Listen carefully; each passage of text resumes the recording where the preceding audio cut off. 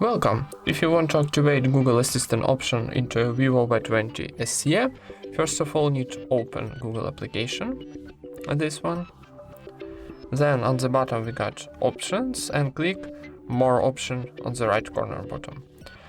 Here we got settings, so click it and go into Google Assistant.